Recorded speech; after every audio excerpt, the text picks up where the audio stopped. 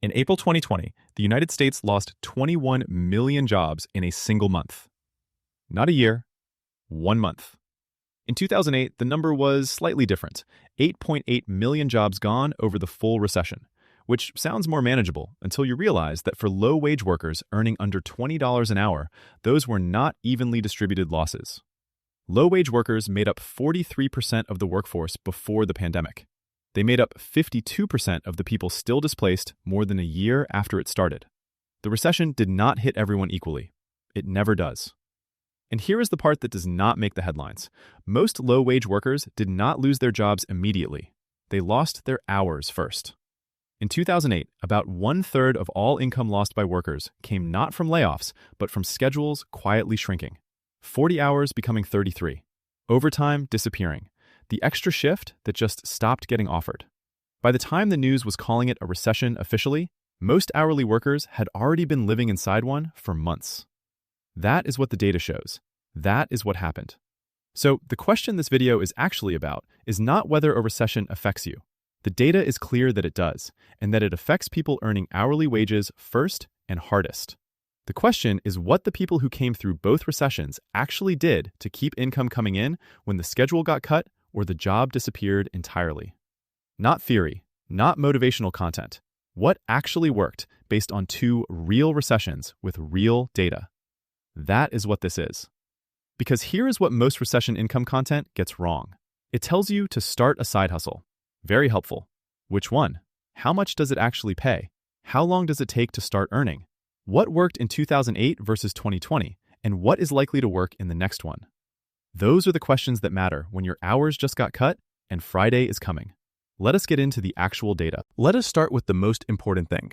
Which industries actually hired during the last 2 recessions, while everyone else was cutting? Because this is not about luck or connections. It is about knowing where demand goes when the economy contracts. And that pattern has been consistent across both downturns. 2008 first. One sector kept hiring throughout the entire Great Recession, while everything else was falling. Healthcare.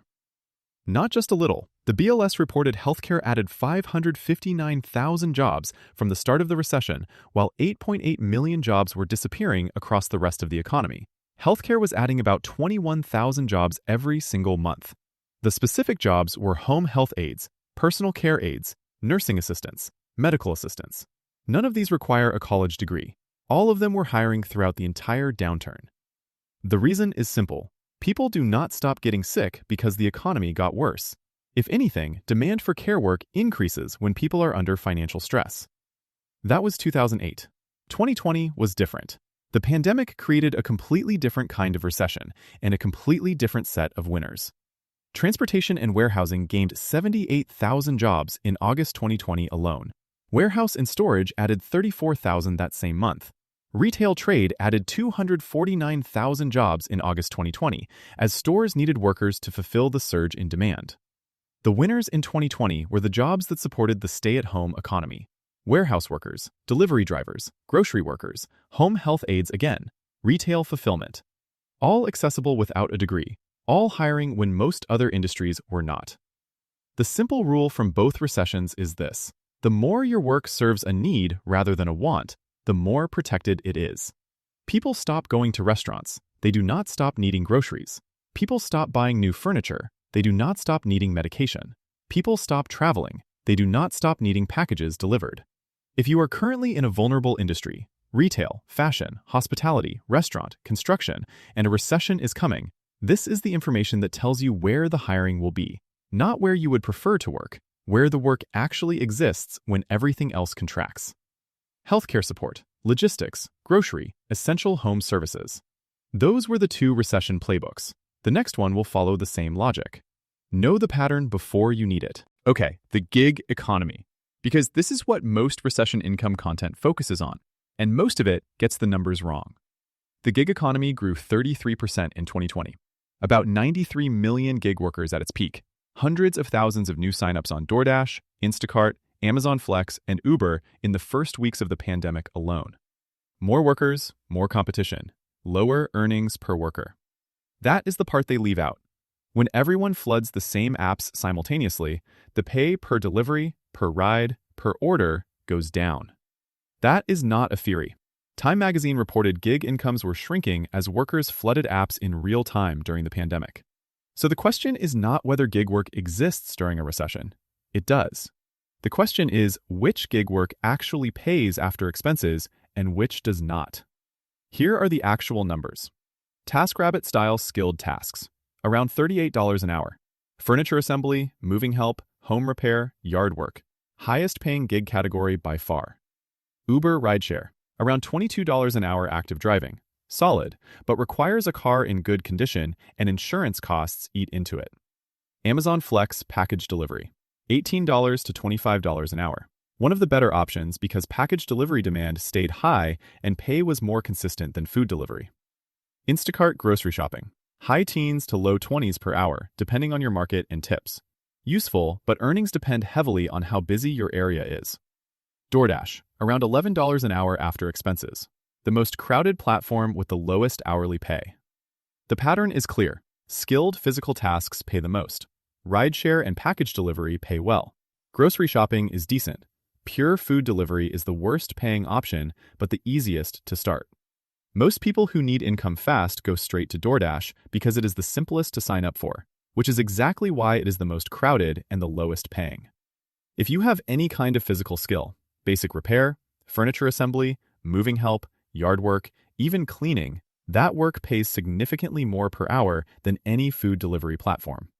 The research is consistent across both recessions. Skilled hourly work beats app delivery, every time. And here is the one number that matters most when your income just dropped. The best gig income for a regular person doing 15 to 20 hours a week of delivery or rideshare work is roughly $500 to $1,500 a month, depending on your market and platform. That is not a salary replacement. That is a gap filler. The thing that stops a schedule cut from becoming a crisis. Which brings us to what actually worked for people starting with almost nothing. Here's the part most recession income content skips completely. Real numbers on what people actually built during the last two recessions starting with almost no capital. Because most people earning $14 to $16 an hour do not have $5,000 to invest in a side business. They have maybe a few $100s and a weekend. So what actually works at that level? First, cleaning. $50 to $300 in supplies to start. No platform fees, no degree required. Realistic earnings, $15 to $30 an hour, with repeat clients making $200 to over $1,000 a month part-time. During both recessions, households consistently kept paying for cleaning even when cutting other expenses. Because people are home more during recessions, and the mess is more visible and more stressful. One of the most recession-stable service businesses that exists. Second, reselling. Start with $0 to $500 depending on your first inventory. Source from thrift stores, clearance sections, or things you already own. Sell on Facebook Marketplace, eBay, Poshmark, or local groups. Small sellers consistently made $200 to $800 extra a month during both recessions. Experienced flippers who learned to source well made significantly more. The reason it works in recessions specifically is that people shift toward used goods and bargains when money gets tight. The demand for affordable secondhand items goes up when the economy goes down. Third, tutoring or online teaching. $0 to $200 to start. Around $25 to $40 an hour in most markets. More for test prep or specialized skills. Parents do not stop paying for educational help during recessions. If anything, financial stress on families makes academic performance more important, not less. Fourth, skilled task work. If you can fix things, build things, move things, or maintain things, you have something worth significantly more per hour than any delivery platform. Handyman work ranges from $25 to $75 per job and higher for more complex tasks. Lawn care, $20 to $50 per job with repeat clients. Pet sitting, $15 to $25 per visit. During the 2008 recession, people stopped buying new things and started repairing existing ones.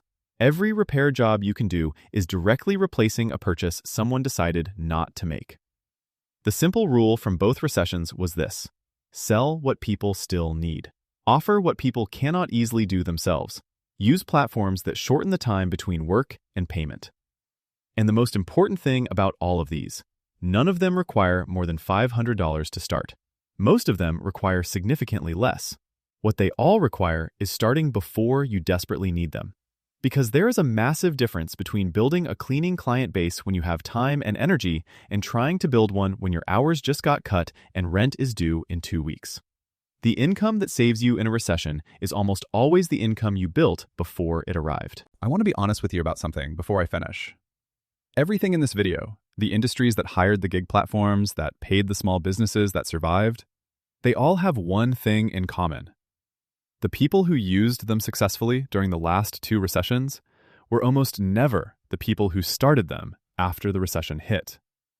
They were the people who already had the Uber account set up, who already had 3 cleaning clients, who already had the reselling system running, who already knew which shifts at the hospital were always available.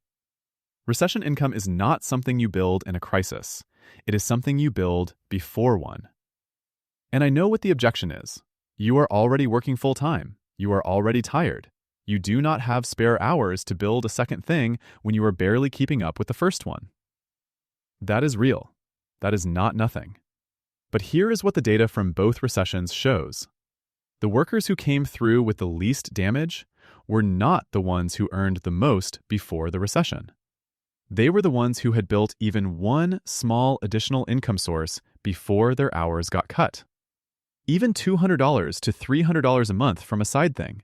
That is the difference between a schedule cut being uncomfortable and a schedule cut being a crisis. So the practical question is not whether to build something. It is which thing fits your actual life right now. If you have a car and evenings free, Uber or Amazon Flex. Start this weekend. If you have physical skills, post one TaskRabbit or local listing this week. One job leads to a referral. A referral leads to a regular client. If you have things in your house you do not use, list 3 things on Facebook Marketplace today. Not tomorrow, today. If you have a skill someone would pay for, writing, fixing, teaching, cleaning, caring for animals, that skill has a market. The recession just makes the market more urgent, not less. The 2008 recession lasted 18 months.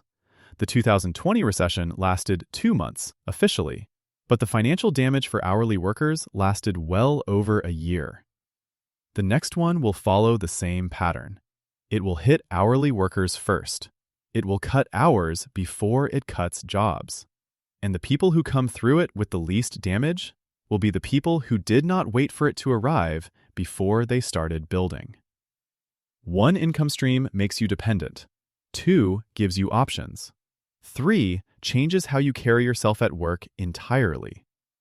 You do not need to build all 3 right now. You need to build one, the smallest version of one that could generate $200 to $300 a month if you needed it to. Not when the schedule gets cut. Now, while it still feels optional. Because the Sunday night text from your manager does not come with a warning. And once it arrives, the options get smaller and the pressure gets louder. Build the thing before you need the thing. I am Marcus Webb. See you on the next one.